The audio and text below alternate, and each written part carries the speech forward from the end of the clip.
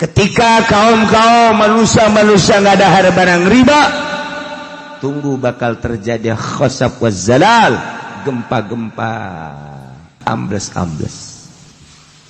Geus puguh urang ngadenge tsunami 250.000 sakali nu maot.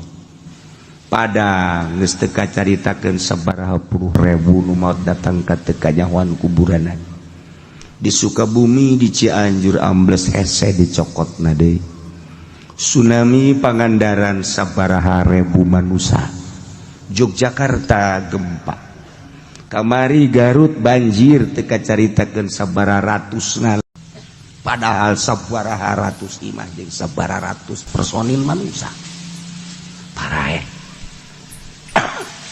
Encan di daerah-daerah nu mamana nu letik-letik ieu teh ya moal bisa ditahanan ku kumaha ge. Sebab Kangjeng Nabi geus caritakeun idza akalur riba kanal khosaf wazzalal.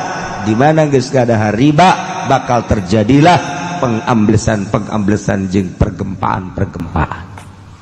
Cing hade.